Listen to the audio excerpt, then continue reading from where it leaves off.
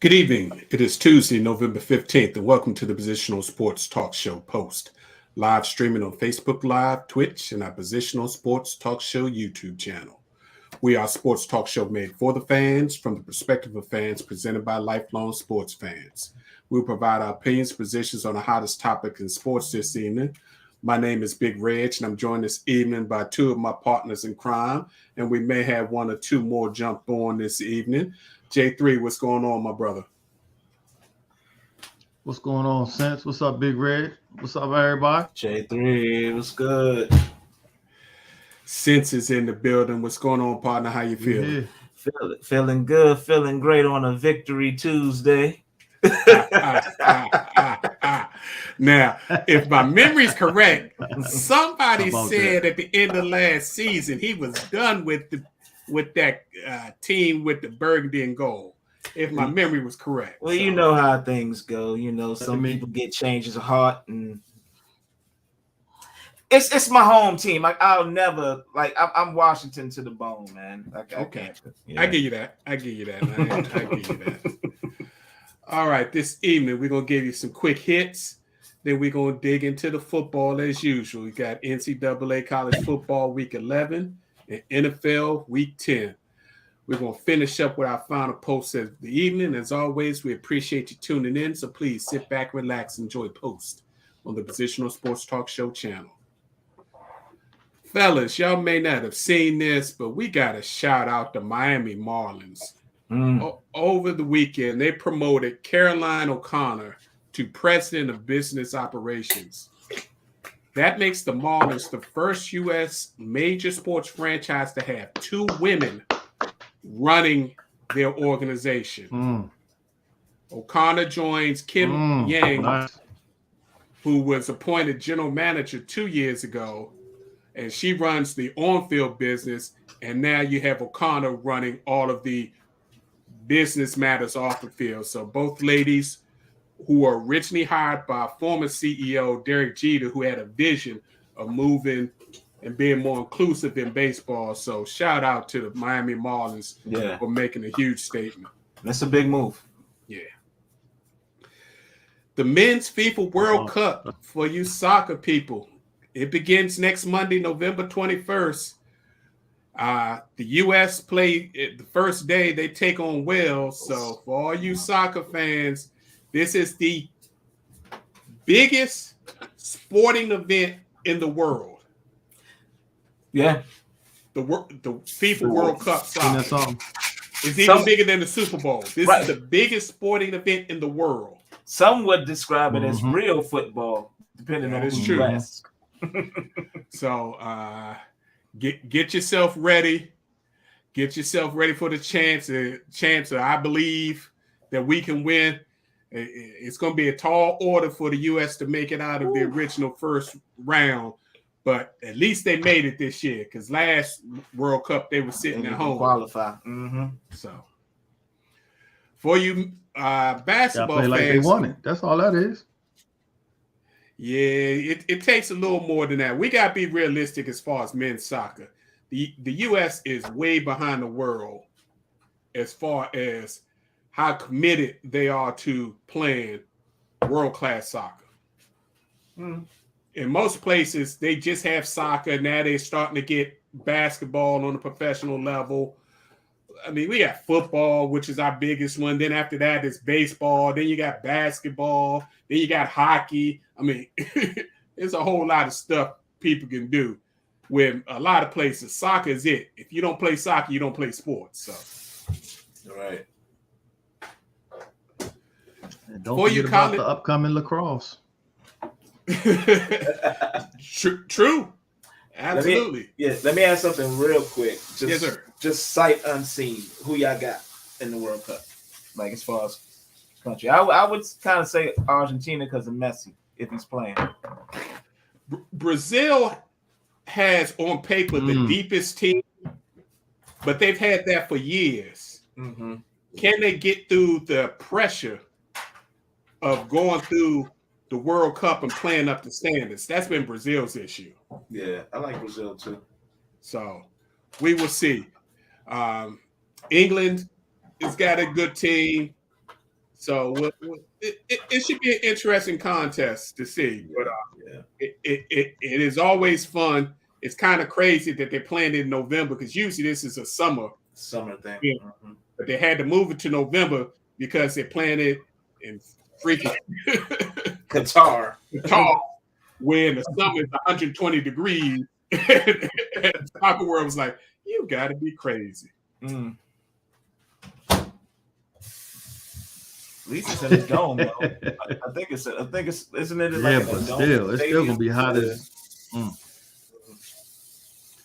No, it's in an open air stadium. Okay. So, or several stadiums. They built like 6 stadiums to host this because you're going to have multiple matches over several days. Right. Okay. So it'll be interesting. For you basketball fans, men's and women's NCAA basketball season began last week. Started off with some big matchups with ranked teams, and this week it continues. I mean, right now on ESPN, number 4, Kentucky is taking on Michigan State. There's Duke is playing somebody tonight. That's another ranked team. So if you want to get your basketball fix, Duke and Kansas, thank you. If you want to get your basketball fix, if the NBA hasn't whet your appetite, or if you prefer the college game, you got some big games to look forward to. Oh, and Big Reg, you should be happy. Georgetown's 2-0 right now. Yeah,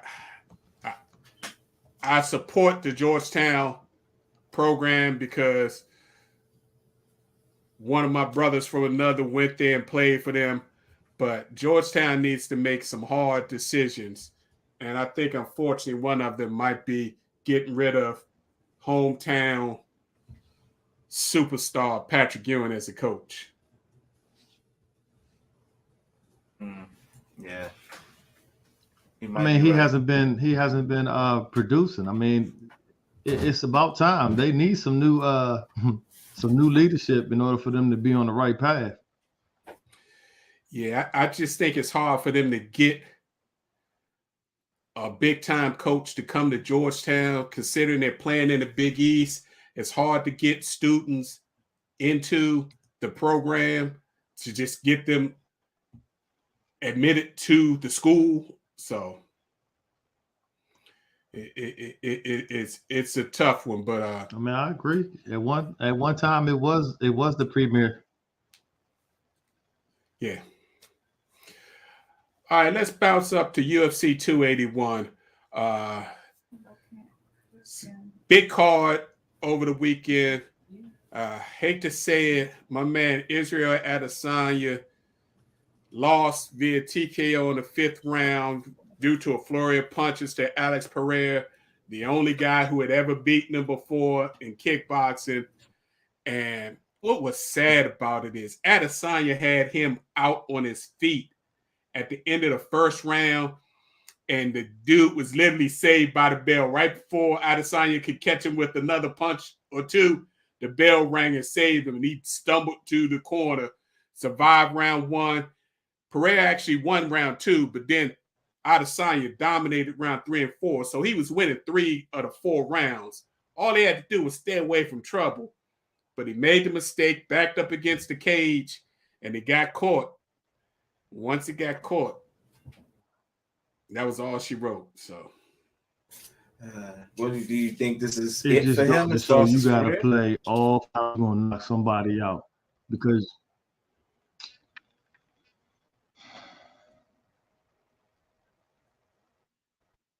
Go ahead and finish your thought, J3.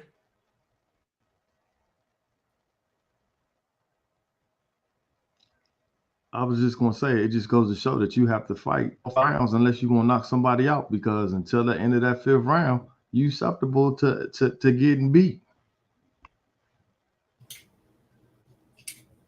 Sense? Yeah, I agree. And I was just about to piggyback that and ask a question, like, as far as Adesanya's career now, do you think this is kind of like nearing the end, or is this something he can bounce back from? No, not unless it gets into his head that he can't beat this guy. because this would be his third loss to this guy. Even though they say the first kickboxing match that Adesanya, a lot of people think that Adesanya won, but he lost on split decisions. But sometimes somebody can get in your head, and sometimes there's just a guy. You could be better than anybody else in the world, but there's that one guy that just matches up with you and you can't beat. So if he wants to keep fighting, he's still a major draw. And I think the fight was close enough and that he almost beat him in the first and was winning on all cards, that a rematch is called for unless Adesanya just doesn't want to do it or wants to take a break. Right. That's where I was getting to, like, mentally, like, you know, kind of like feeling that frustration of not being able to defeat this dude, and wondering, starting to live in your head and wondering, is it me? You know, is it my training? You know, why is it that I can't beat this dude? And that can really like take its toll on you and start to, you know. Yeah. So, you know. Yeah.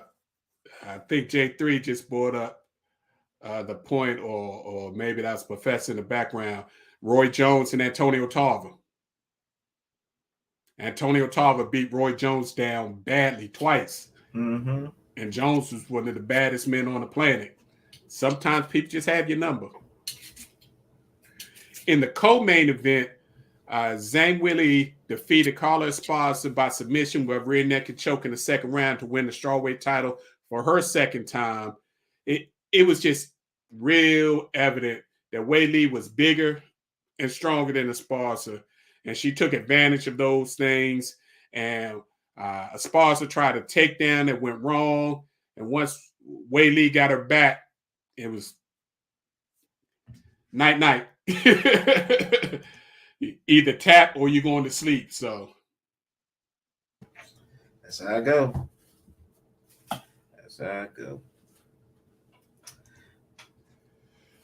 And the fight of the card was by far, I think, the fight between Dustin Poirier and Michael Chandler. That was the what they call the special attraction event, which was right before the two main events. Mm-hmm. That went 3 tough rounds. Both of these guys was bleeding, battered, and at the very end, Poirier again got Chandler in a compromised position, got his back, and submitted him by rear naked choke. So it's crazy how all of a sudden you think you're doing something and you got it. And before you know it, you look up and fight's over. So that's what I love about the UFC. It does. It's never a sure thing, as we saw with who was the guy? Was it Usman getting surprisingly knocked out by that guy? Yeah. It's never guaranteed. Absolutely. So that's our rundown for this evening.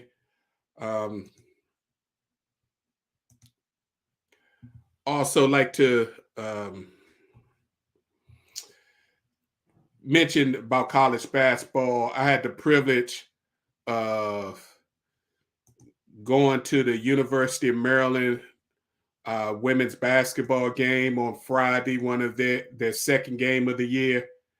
And unfortunately, they had the misfortune of playing the University of South Carolina Lady Gamecocks. Didn't go well.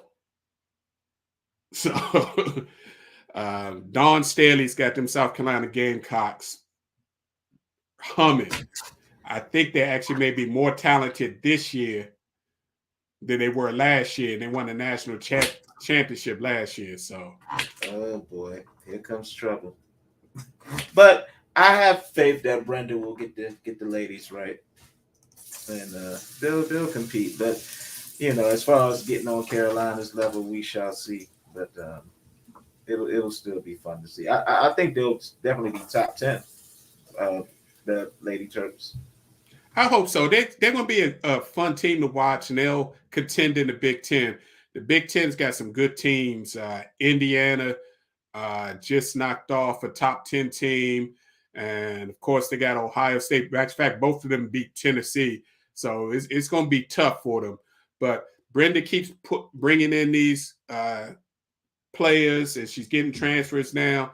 Her whole thing is she's got to figure out how to keep talent from leaving, because over the last 6-7 years, Brenda has lost some major players to transfer, including the Washington Mystics first-round pick this year, their center. And so something's going on where these big-time players are leaving. Could it be for quote-unquote, greener pastures in South Carolina or Connecticut? There might be poaching. Now, if she was losing players to South Carolina, UConn, Stanford, I could understand that. She's losing players to other Power 5 teams, so it is what it is. She'll figure it out. They'll be okay. They always bounce back, so I'm not worried about them too much. Let's move on to NCAA football. Ooh. Yeah, last weekend really clarified some things about who's got the leg up for the college football playoffs. Number 1, Georgia was dominant again. They pounded Mississippi State 45-19, and it wasn't that close, which is scary. They locked up the SEC East title, so they'll have a spot in the title game on December 3rd in Atlanta, Georgia. Stetson Bennett, the quarterback that they've been trying to bench for 2 years, just keeps putting up numbers. So Georgia going to be a problem. They're going to be a big problem. Then you got number 2, Ohio State. I mean, they played Indiana. Indiana's weak this year, but right. Quarterback C.J. Stroud put up another monster game, 17 for 28, 297 yards, 5 TDs, 0 interceptions. And Marvin Harrison Jr. Man, stunting like his daddy. That is an understatement. I think he might get the Biletnikoff Award this year as the best wide receiver in college football, which is crazy. He's supposed to be the number 2 guy at Ohio State this year. But he's doing his thing. Yeah, he is. Now let's talk about Sense's favorite team. I said it last week, Sense. I actually think Michigan is the second best team in the country. They dominated a weak Nebraska 34-3. Michigan has been the most consistent team all year throughout college football. Mm-hmm. My only question is they really haven't played any significant competition. So soon come in 2 weeks now? Yes, sir. Yes, sir. So, but I think if they played a power game like they played last year, that is Ohio State's weakness. We saw it with Notre Dame. Notre Dame should have beat them in the first week of the season. Notre Dame dominated both offensive, defensive lines and just didn't have enough quarterback power to beat them. They were on the ropes a couple of weeks ago when they got pushed around again, offensive, defensive line. So if Michigan can put that running game together. That's the recipe right there. Ground and pound. Just like go ahead. No, and just keep running it. Just keep running it. That's been their recipe for success. Don't deviate. And they playing great defense. That's something nobody's talking about. Michigan's defense is shutting people down, especially like in the second half. So it's their best shot at a national title. I hope they take full advantage of it. Me too, man. I mean, this is like the first time in some years that they've gone undefeated. Long time. Long time. You ain't have to act situated. I know, right? It's gonna steal my joy, but whatever. You should still be happy. I am. They're 10-0, like you said. So that I didn't steal your joy. Come on, man. It's been a long time since they have gone this far undefeated. Yes, I will acknowledge. if they can rush for 180 and 200 plus yards against Ohio State and control the clock like they've been doing and play defense, that's going to be an interesting game in 2 weeks. Man, Steve Sarkisian might get fired, fellas. He had number 4 TCU on the ropes, and if he could have come up with any offense, and that's his side of the ball, any offense, they could have beat TCU. But TCU won 17-10. That keeps their undefeated season going and keeps their college football playoff hopes alive. But I gotta do any of y'all really have confidence in TCU if they got to play Ohio State or Michigan or Georgia, They're even another Tennessee? Cincinnati. Right. They're another No, Cincinnati. I don't. They're what Cincinnati was last year. You had them all beefed up to be this powerhouse team, and then when they played real competition, they crumbled. Right. So that's what I see. I don't like, conference champions automatically getting in, and you got one loss SEC teams who will punish them if they play them, and they automatically get that bid. I don't like that. Well, that's going to be interesting because it's going to be a real interesting choice that this college football playoff committee is going to have. If number 5 Tennessee wins their last 2 games, and they should because they got to play South Carolina and Vanderbilt, they destroyed Missouri. Mm-hmm. I think they did that on purpose. They ran up the score 66-24. Mm-hmm. They didn't slow down in the 4th quarter. And I think they're going to try to do the same thing these next 2 weeks. Exactly. Sitting at number 5, their only loss is going to be to the best team in the country, Georgia. That could be bad news for the Ohio State Michigan loser. Yeah, that's the only thing that kind of scares me. And they doing what they supposed to do. They running up the score so they can serve notice. We might be 5 on the outside looking in, but we demolishing our competition. So it makes it interesting to leave them out. Mm-hmm. And with wins over LSU, who won the SEC West, so they'll be in the SEC championship. So even if LSU wins the SEC and beats Georgia, they got 2 losses, and they got thumped by Tennessee. So how can you put LSU in over Tennessee or 1-loss Tennessee? And Georgia's getting in. Yeah. Georgia's in. Unless Georgia do something stupid and lose to Georgia Tech the last week of the season, Georgia's in. Yeah, Georgia, they automatically stand. I got a good feeling going back to the Michigan Ohio State. I got a good feeling like this is like Professor said, Michigan's best chance because it's like, okay, you got your squad, I got my squad. We can go head to head. Where in the past it's been like, well, Ohio State's too this, they're too great, they're too big, they're too this, they're too that, and Michigan has always been on the lacking end. Not this year. Michigan's got a squad, they got defense. Like you said, Big Reg, they got a running game. So, yeah, I can't wait. Poor old Pac-12. It looked like Oregon and Bo Nix.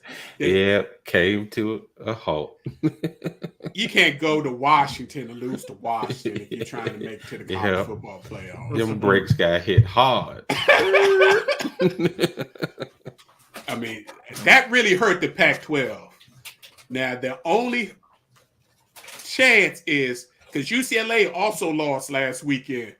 So you still had that USC-UCLA 1-loss team. The winner of that could possibly play Oregon 1-loss. And now it's just like Pac-12 got to hope USC beats UCLA and hope that a whole lot of other stuff happens. I don't see how they get in. Do y'all see how Pac-12 gets into the playoffs? Nah. No. With it. Because USC going to lose to Notre Dame. Watch what I tell you. Watch what I tell you. That is a real possibility. Mm-hmm.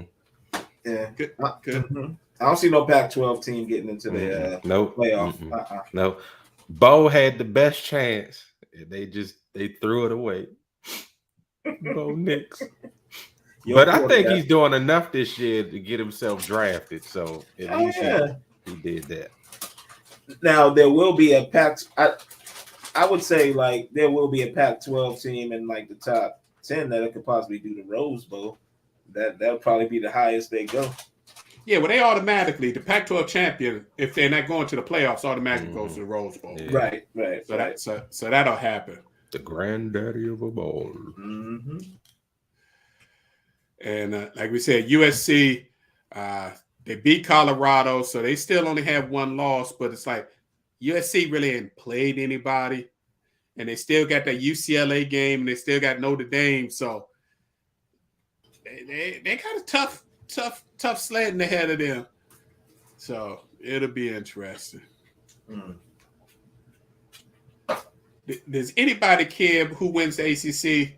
We know who's going to play in the ACC championship. Not Number really. 10 Clemson will meet number 15 UNC on December 3rd. But yeah, no. Next.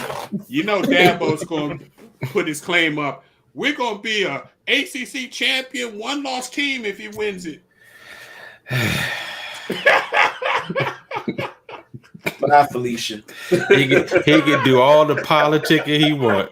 They not getting in. Bye, Felicia. That's crazy.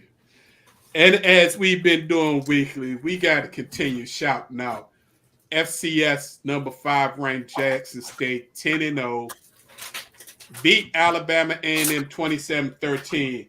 What's unique about this game? For some reason, Alabama A&M had problems with their facilities. Deion invited them to Jackson and allowed Alabama A&M to practice in their facilities, use their equipment to prepare for the game against them. You gotta love that guy. You gotta love him. Gotta love him. Love him or hate him, man. But you gotta love him. You gotta respect him. Yeah. So this Prime Time is an ambassador for SWAC. I was just about to say that, J3. Like that, I think that pretty much just solidified the answer to that question: who is SWAC? If I ain't SWAC, who is SWAC? Yeah, you know it's a lot of jealousy, man. Yeah. Basically, yeah. So they have one more game this Saturday against Alcorn State, which is only 5-5, 500 team. So they win that. That'll be 2 consecutive regular season undefeated seasons, and they're playing the SWAC championship December 3rd against somebody they probably already have beaten. Mm-hmm. And then we'll have another chance to win the Black College National Championship against the MEAC champions later in December. But it's also the Heritage Bowl, right? That's like the Black. Yes, that's what it's called, the Heritage Bowl. Okay. Correct. Okay. Yeah. That's the game they lost at the end of the season last year, and they, a lot of people took joy saying, "See, Deion ain't all that." He's like, "Okay, wait till next year." Right. I would love for that championship game to be against the dude that he had beef with before, Alabama State, the one who ain't want to bro hug him. That would kind of put the perfect bow at the end of that season. They don't want to see Jackson State again. Yeah, and it's going to be interesting because once December hits, to see what decision Deion's going to make, because people going to be throwing a lot of money at him. Oh yeah. I sure hope he don't choose Nebraska. I hope he leave that job. I think Florida State going to come with the bag to try to lure him. Yeah, I don't think he's going to. Deion's not going to take a bad job. Yeah. One thing Deion is not is dumb. Deion knows Nebraska is a bad job. That's why when people talk about Auburn, he's like, I'm not taking that job. That job's a dumpster fire. I'm not dealing with those crazy people. Yeah. Nebraska's probably worse, in the middle of the country where it's cold. The only way he goes is if Florida State comes a calling, I think. Man, Jimbo better get it together with Texas A&M going to show him the door. Now, he would go back home to Texas A&M. Yeah. Man from Texas. I mean, Mhm. living in Texas and all Yeah. that. He would definitely go home. You Exactly. talking about that money behind him? Uh-huh. Absolutely. That's right. That's why I mentioned it. That's right. And if one of them big boy boosters willing to write that $84 million check, $84 million check to Jimbo to get him out of there. Oh, you know, Prime gonna be asking for the Brinks truck. Back that up. Yeah, because exactly. They know Florida gonna come calling. So a team like Texas A&M that will really want them, they'll back that Brinks truck up. Yeah, he was born and raised in Florida, and he has love for Florida State. But I think he was really hurt when they didn't even interview him Mm-hmm. for the job. So I think he's over that. But his home now It's Texas. is Texas. That's where he got his coaching chops at, coaching youth football. So it'll be interesting to see. You All think right, so- Shador? I'm sorry, real quick. You think Shador follows? Oh, absolutely. If he leaves, Shador ain't Oh staying. yeah. Oh yeah. Shador right. going, his older son who's sitting out this year with an injury going, and his daughter going, all of them out of there. Which would be a shame for Jackson State, but it is what it is. Notable Week 12 games out there for college football. You got number 21 Illinois at Michigan. The only reason why I put this on there is 12 p.m. It's an early game, and it's our young players can sometimes look at the week ahead and not pay attention to what's in front of them. Mm-hmm. So that's a possibility. You got TCU going to Baylor. TCU mess around. They've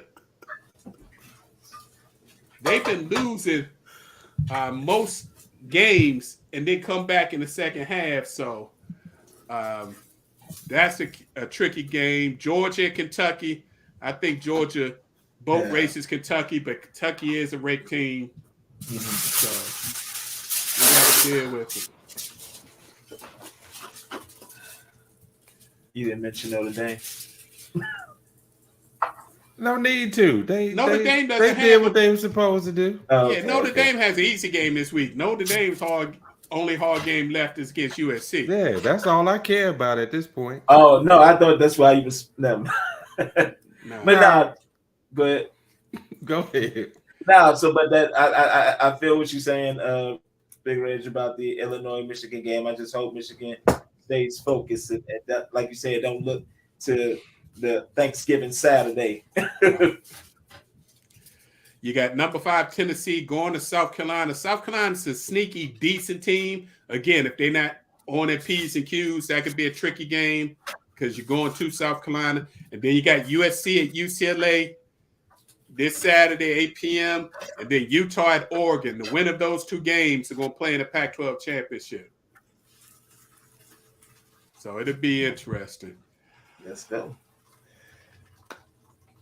I think that'll wrap it up about college football. Anybody else have anything to add about the college football playoffs? Didn't they do another selection show tonight? Or- No, it was delayed tonight because of the Kentucky Michigan State basketball game. So that's going to happen at 9 p.m. Okay, in between that game and the Duke game. got it. Let's move on to the NFL. Some first and foremost, to get some injury news. Cooper Kupp. He avoided a major injury 2 weeks ago. Wasn't so lucky this time. They say he has a major ankle injury. He actually had surgery today. Yeah. Mm-hmm. So he's going to be out at least 4 weeks. And based on the way the Rams are playing, he's probably done for the year. Yeah. And the Rams have I don't know what happens. They always talk about the Super Bowl hangover and all that kind of stuff, but I didn't know it was going to be this bad. I mean, they just don't even look like they inspired to play football on Sundays. It's terrible. I mean, I used to like watching them, but because they were fun to watch. But now it's just like how they gonna cough another game up is pretty much what it looks like. It's amazing. They lost 3. For me, I think Go ahead, J3. I was just gonna say it's amazing. It seems like they don't have no identity. They don't know how to throw the ball. They don't know how to run the ball. What are they doing? Yeah, they look as bad as the Detroit Lions, and I'm not even exaggerating. I mean, they don't have a running game. Stafford throwing the ball like he is. The receivers are down. Odell Beckham Jr. is out there, but he's probably going to leave now that he sees this. Why would you want to come back to that? Right. And outside of Donald, man, their defense just looks poo. Yeah. I'll tell you what it is. It's a championship hangover. They're not, they got the championship, all that, fighting and scraping and scrapping. They got what they wanted. So now it's like that sense of urgency to win another one. Yeah. Isn't there. And that's, why so many athletes say, regardless of sport, that it's hard to win like back to back, because it's like you got to have that same hunger that you had when you won the first one. Yeah, that goes to coaching then, because that didn't happen with the Patriots. Some of the best teams, better teams in any sport, they get ready, retooled to do it again. Didn't happen to teams like Golden State and stuff like that. Like, you got to be prepared for the next season. I understand a slow start, but they just look like they're just totally just outclassed and not interested in playing games. And I'm talking about against inferior teams that they should beat. What's also catching them is the fact that. So my question to you is, go ahead, J3.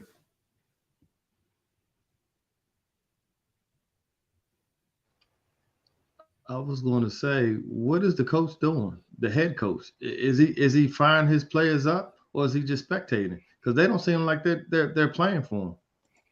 Yeah, it can go down to the coaching too, as far as championship hangover. Like, he got his championship, he's still resting on his laurels in a way. So yeah, that spans the entire team, not just the players. Or can it be F them picks is coming back to bite them too? That's right? what I was getting to. The depth that they would have had by getting rid of all those picks to win that championship has come to bite them in the behind. Sounds like another team in Los Angeles, but I'll digress. Yeah. And San Francisco is kind of all in this year too. Right. They gave up quite a bit to get Christian McCaffrey as well. Yeah. So back to the injuries. Arizona's tight end Zach Ertz. He hurt his knee. He gonna be out several weeks. And you saw how that happened. Yeah. The Eagles tight end. Yeah, got injured in the Washington game. They say he might be out for 3 to 4 weeks. Yeah, Goddard. Mm-hmm. Bears running back Khalil Herbert got put on injured reserve today with a hip injury. Did y'all see the hit that Juju Smith took in the Kansas City game? Yeah. He had that posturing situation where his hands was frozen. He was out cold, so he's going to be out for a while. Yeah, that was a bad hit, boy. Yeah. And then the Bucks running back Leonard Fournette, he has a hip injury, and Leonard getting a little old, so hip injuries it's going to be cold when they leave out of Florida. That could be a problem for Tampa Bay. It'll last a long time too. Any word on AJ Brown? Because I know he was looking shaken up. He came back in the game though, so I don't think it's anything significant with him. Yeah, he wasn't the same, but he did come back into play. So speaking of that game, a very surprising victory. The Washington Commanders beat the formerly undefeated Eagles 32-21. One thing this game proved to me, as well as another game we're going to talk about, fellas, coaching matters. Mm-hmm. Yeah. And not only coaching, but giving confidence to your team and devising a game plan that's good for your team and or attack the weaknesses of the other team. Right. Washington knew they couldn't stand up to the Eagles mano a mano. So what they did, they ran the ball 44 playing times, 49 total. If you add in the quarterback runs, they weren't getting a lot of yards. They only averaged like 3 yards a carry. But the fact that they kept doing it allowed them to dominate the time of possession 2-1. They had the ball for 40 minutes to the Eagles 20. Hey, look, Big Reg, I'm going to say this. Since and I have a family chat with our other cousins, and we called this game. We said this is the ultimate trap game where Washington can actually go up there and catch them because they were full of themselves. Yeah. They just knew that they were just going to walk in and get a victory. They didn't respect the quarterback. They had it all. Even from the suit that Jalen Hurts walked in on, just told you their mentality. And then, what's his name? Sirianni, man. This is the one time I could say Ron Rivera, as from start to finish, totally outcoached another coach and made them look silly. You know, they had 3 turnovers the first 8 games total, and had, well, you don't count the last one, but it was officially 4 turnovers in that game. And Washington surprisingly won a turnover battle, which led to them being able to get the victory. And you got to give it to Heineke and Mr. 17, Scary Terry, because they lit that game on fire. The running game grinded and held the ball for 40 minutes, but they had some big plays from Terry in that game. J3, we see. And I will say from the last game, because he didn't force the ball. He actually let the game come to him. So I think that was huge for him. I agree. And I was going to mention this, and Ryan Clark alluded to this also on SportsCenter last night. Washington made Philly do something they didn't have to do all season. Actually have to play in the second half, because normally they build up a huge lead, right, and then they take their foot off the gas in the second half. But no, they found their way having to fight back. That's right.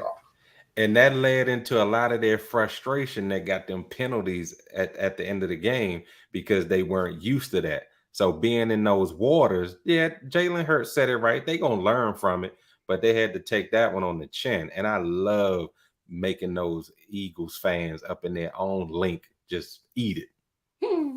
Cry, Eagles, cry. Now, the big question is, now your boy Ron Rivera's got a decision. Carson Wentz comes off of injured reserve this week, and he says he doesn't know who's going to be the starting quarterback. No, you stick with Heineke. Don't you put Wentz back in. Yeah, and the money always dictates a decision, because if they were making the same money, the decision would be easy, and Ron knows it. But since he's also the GM that chooses his groceries, he knows that he can't really win either way. If he leaves Heineke in and then he throws up all over himself again, people going to criticize him for not putting Wentz in. Wentz comes in and lays another egg, which I think he will, and then people are going to be saying, why you didn't leave Heineke in? So he can't win either way. He just better hope with the decision he makes that quarterback plays well. The team is now 5-5, and that is because of Taylor Heineke. It's not rocket science. You won how many games with Carson Wentz? Just one. 2. They were 2-4 with Wentz. They're now 3-1 with Heineke. Simple math. You stick with Heineke. Yeah. It's obvious by the players, because y'all see that they was mocking the Vikings and they iced out Heineke on the plane ride home. So it's obvious the players like him. Yeah. So. Yeah. But that was Big Reg. That was obvious last year, which is why I did not understand bringing in and spending all your cap money, $30 million on a rental in Carson Wentz. We know why that happened. Yes, somebody like big names and big ticket items. So we'll leave someone that'll be selling the team soon. But yeah, proceed. Captain Kirk. Give him his props. Hey, Captain Kirk. He's again, coaching matters. Yeah. He's got a coach that actually helped him, because remember, the head coach of the Vikings was in Washington. Mm-hmm. He was a QB coach back then, so he knows Kirk. He's putting Kirk in positions to win, and gosh darn it, that monster Justin Jefferson. Yeah. Once the coach went to Kirk and said, "Kirk, even if he looks covered, throw Justin the ball." Kirk better thank his lucky stars for him. Yeah, I don't understand. I don't understand how you don't double him because you know that's who he's going to. He is his Every number one time. receiver. He's proven that game in and game out. Yeah. How you don't double him? He beats double teams. He's just doing it all. Y'all see that grab that he made, the one-handed grab, where the DB had two hands on the ball, and he took it from him. That's talent right there. Snatched it. Poor Adam Thielen, because he ain't getting no. Man, that game was so good and so bizarre at the same time. Just things you would never think would happen at the end of that game. That was a very good game. And you talk about bizarre. Once, could be a fluke. Twice, maybe. This is 3 weeks in a row.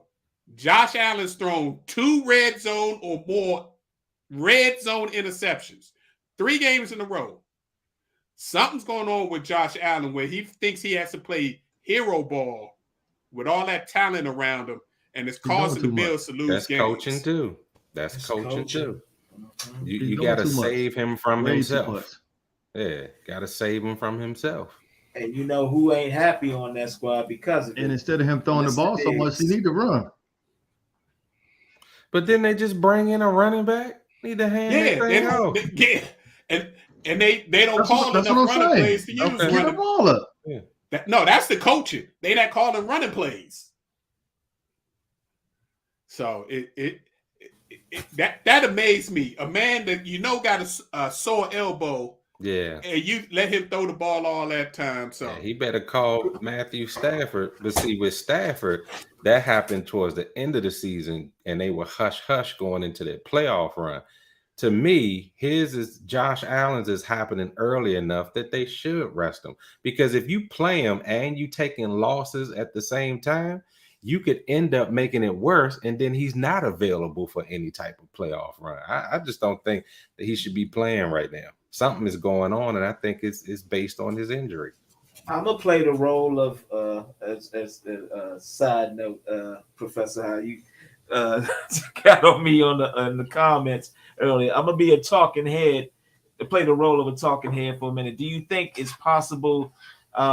It's a possibility that it could be some pressure coming from his receiver to give him the ball more, like a AKA Stephon Diggs? I mean, receivers like that are always going to be divas, right? But as a leader, I hate to say it, but you got to be more like Tom Brady in that instance. Like, tell him to shut up. You'll get him the ball, but your job is to win the games. But if he's hurt, that's why it goes back to coaching. You got to save the player from himself. He's not going to tell you, I'm not going to play. But if this is going to hinder us from making a Super Bowl run, see, people keep talking about, they might not win the division.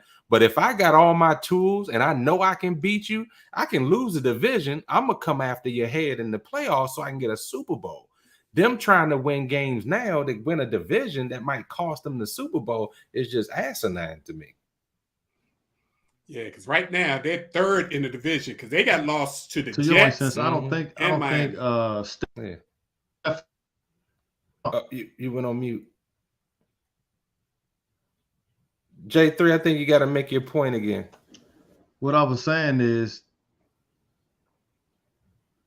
I think since that Stephon Diggs is making that point because Josh Allen is trying to throw to all his receivers. He's just not trying to throw to one individual. And when he's making those interceptions, it's not towards Stephon Diggs. It's to any receiver that's in the end zone that he's double coverage. Yeah, I agree. He thinks his arm. He's getting into that. If they're not careful, he's gonna be into that Brett Favre category where my arm is so strong I can just throw it anywhere, and it's costing them games, which is terrible. Mm-hmm. Quietly, just going about his business and putting up a monster season so far. Patrick Mahomes has the Chiefs at 7-2. Took down the Jags. He just dropped 331 yards, 4 TDs. Exactly. Let me give y'all Patrick's total so far this year, just in passing. He's got 2,936 yards passing in 9 games, so he's got 8 more games to go. 25 TDs, only 7 interceptions. quarterback rating of 106.1. Yeah, Patty on this, y'all must have forgot. And that's why I like him, because he always does it. All the hype can go to everybody else, and all he doing is just stacking numbers, getting wins. Yeah, that dude's amazing, man. He's thrown touchdowns to 10 different receivers so far this year. Yeah. That's why when Juju went out, it was like, okay, no problem. Next. Right? Next man up. Yeah. Yeah. Kind of like the Patriots formula when they were in their dynasty. If it creates a dynasty, that's right. That's what you next do. Man up. Yeah. Somebody who was a sleeper for a while, but now starting to gain a little more momentum. Patrick's by far the front runner for MVP. But Tua tied. Yes. Let's talk about it. He got the Dolphins 7-3. Every game he started and finished, they won. Yeah. And we saw what Miami looked like when he didn't play.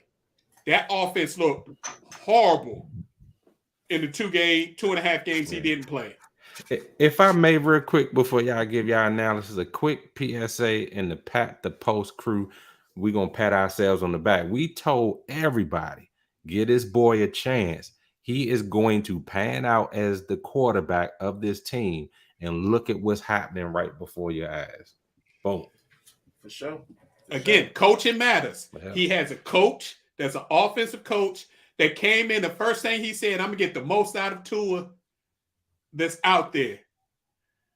And he's doing this thing, so absolutely. That might be the reason why Josh Allen is feeling the pressure to make all them throws too, because Miami's on their heels to win that division. Nah, they ain't on their heels. They in front of them. Exactly. Yeah, so. Again, the theme, coaching matters. The Packers on a 5-game losing streak. Aaron Rodgers playing the worst football he's played in his career. So what does the coach do when they go against the Cowboys? Take the ball out of Aaron Rodgers' hands. Y'all realize Aaron Rodgers only threw the ball 20 times in that victory against the Cowboys? That was a smart formula. But you know what, Big Reg? They got a 2-headed monster. They should have been doing that from the beginning. And it worked. Yeah. Should have been doing it from the beginning. But he did throw some dimes to that one wide receiver boy. Shout out to Christian Watson for catching 3 he touchdowns. threw a couple of dimes to that boy. Yeah, but Aaron Jones and A.J. Dillon carried the ball 37 times for 203 yards. Yeah. They just literally punched Dallas defense in throat. It's like, y'all can't stop us. Yeah, and you see what they did with Micah Parsons. They had to stop him from pass rushing. He played more of a traditional linebacker role, and it didn't make any difference. They just kept pounding the ball. They kept him out of position when he doesn't have to rush that quarterback because they were running the ball. Boom. Yes. Yeah. So they showed the Cowboys' weakness is Cowboys cannot stop the run. And if you got a power running game, that's how you attack them. And that is a problem because if we thought that, at least I thought, let me talk for myself. I thought that Dallas defense was playing elite football. The last couple of weeks, they've been giving up points and they've been giving up rushing yards. And it kind of coincided with that coming back. So I think, again, coaching matters. I think they stopped running the ball as much because that's back, which means you're throwing the ball more, which means more 3-and-outs, more quick possessions. The defense has to play more downs. They get tired. And if a team is coming in saying, we're going to run the ball, just think, they got still there with the Giants. What the Giants going to do? Mm-hmm. They got to see Washington again. Mm-hmm. Washington you're going to have to stop the run. So that's going to be a problem. So they're going to have to figure some things out. And like you said, coaching matters. I think McCarthy wanted it so badly that it clouded his judgment, especially at the end of the game. I think they went for it on 4th down when they should have gave the ball up and they got stuffed. And then that really turned the tide for Green Bay to win that game. Yeah, it was like that homecoming pressure, like, back in. Yeah, he was pissed too. You saw him slam his headset down. Yeah. He was pissed. Michael Parsons was pissed, but they couldn't put him at end because they was just abusing him at end too. They was like, you're not going to set the edge. We're going to run right at you and see what you. So yeah, that was a problem. Shout out. I thought it was a fluke, but fellas, the Giants just keep on winning. The Giants going to end up with probably 10 wins. Yeah, it's Saquon. Saquon putting that team on his back and taking all the attention away from Danny, even though Danny's been running too. But yeah. He toted the rock 35 times on Sunday for 152 yards. So the messed up part about that is running that many times. Who used to run like that? Le'Veon Bell. It just puts too many miles on him, and he won't be no good the closer he get to 30. But yeah, the Giants doing their thing, especially often injured running back. So, but he's trying to prove that he's still one of them dudes because his contract year. So, right. It'll be interesting. Quiet as his Titans. Their defense has been stepping up as well. Yeah, true. They have, yeah, true. Thibodeau up front for sure. They got good young defense that's doing some things, and again, coaching matters. That coach knows he doesn't have all the athletes on offense that he really wants, that he needs to run his offense. So he's doing the best he can do, playing good defense and winning games. That's the same formula that the Titans are using. Titans don't have a whole lot of wide receiver, but they got that monster Derrick Henry, which forces you to bring safeties up. So what did they do? Ryan Tannehill comes back after injury. Tannehill goes over the top a couple of times, those 2 TDs to a wide receiver that nobody's heard of before because they're so scared to death of Derrick Henry. So you're not going to say the little people tonight?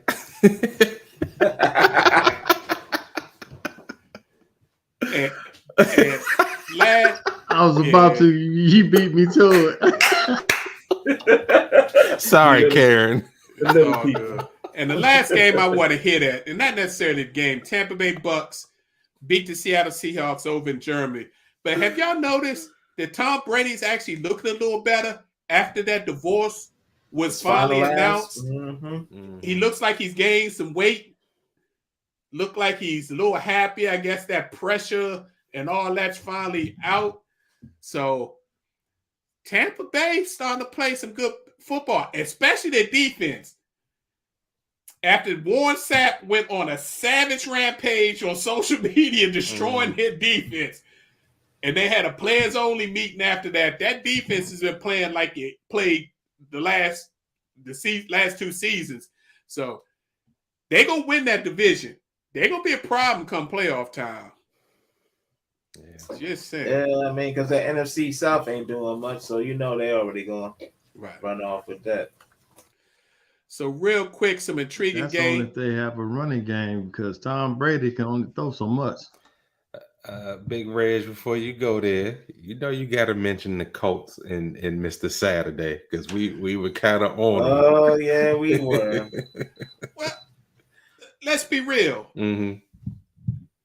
The hire is still wrong.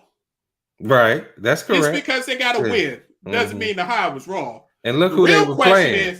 Look who and it was the Raiders. The real question is, how has Josh McDaniels still got a job? Yeah. Because you lose to a guy that just came from sitting in a studio talking about football, never coached in college or pros, and his first game, you lose to him? Yeah. Got Derek Carr crying and everything. But you know the thing about McDaniels, he already know if it don't work out, Bill will receive him back with open arms. Come on, baby boy. Come on. We need you. We need you for the next game. Yeah. Because they hurting. They are definitely hurting. Yeah.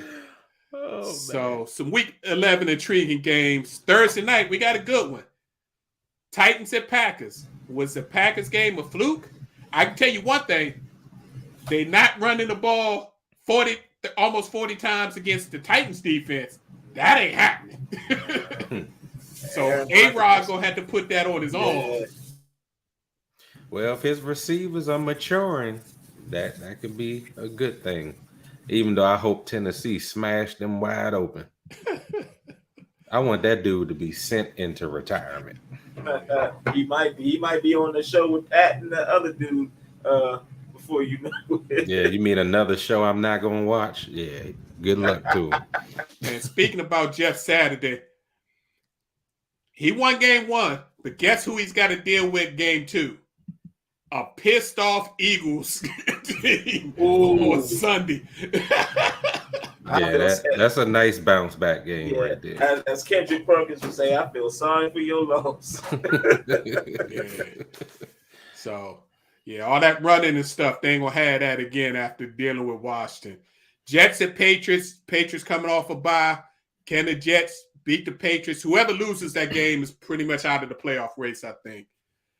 I go for Jets. Let's go. Can the Giants? Jets. Can the Giants go to 8-2? They playing the Lions. Yeah, I mean, they will. That might be my sleeper. I will say that. Lions, No, the Lions about to fire their coach, man. They laying down. Bro, you can't.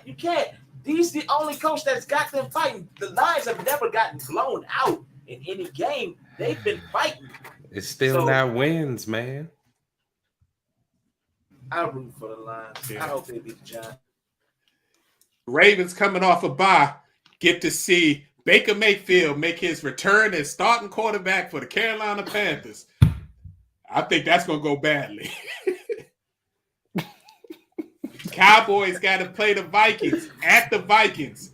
All the pressure's going to be on Dak Prescott. Captain Kirk. That's going to be a good game. I can't wait. Bengals playing Pittsburgh. DJ just talked about. Tell Ed, hey, we definitely will pass that on. Can the Steelers, trip up the Bengals, or the Bengals get ready to turn that into high gear and get back into the playoff thing? Chiefs and Chargers in the Sunday night game. They always say that's another team that need to fire their coach. The Chargers. I mean, they all the talent on that team. Yeah, that's too much talent to be losing.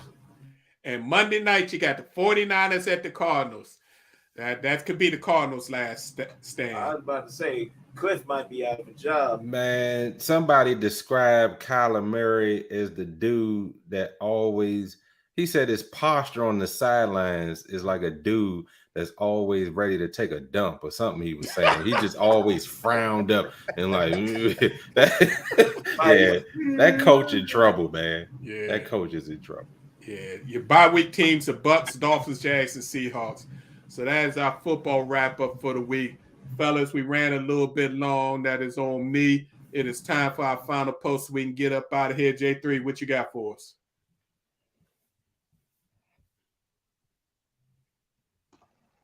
Just want to say it was a phenomenal experience on Sunday walking the Bay Bridge. I was able to accomplish that task in 1 hour and 42 minutes, and I was smoking. Good. Amen. Yeah, J3 left us. He was on a mission. Sis, what you got for me? Free Brittany Griner. That's it. I hear you. Professor. Yeah, I wish I had gone first, but you'll probably take us out on a positive note. So just want to remember all the folks that are on campus and touched by the UVA tragedy. I had a real good conversation with the president of our board today because he's a UVA Cavalier Wahoo, and the man was nearly in tears about what transpired at his alma mater. And we just have to this is why mentoring matters, y'all. We have to get with these young people, show them that it's a better way, because just because they get into places of higher learning doesn't mean that mentality is where it should be. And we got to help to curb the violence that's in our nation, especially for our kids' sake. That's all I got. Yeah, that was sad. And then to see that it was us against us. Yeah. That was really sad. So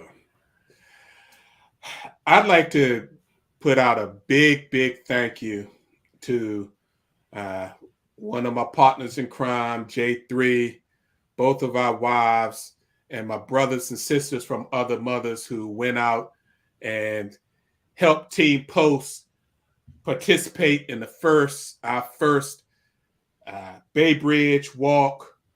We were all given these nice little medals for doing the walk. The walk was a 10K, folks. So the actual course was 6.4 miles, but to get to the course, off the course, and all that, we walked close to about 8 miles for the day. Had a good time. Just a little chilly, wasn't too cold, just a little chilly, but had a ball. I heard that they had somewhere between 12 to 18,000 people do the annual walk this year. That's when they shut down one span of the Bay Bridge, which connects Anne Arundel County to Queen Anne's County. Yes. So fun thing. I can tell you that Team Post will be doing it again next year.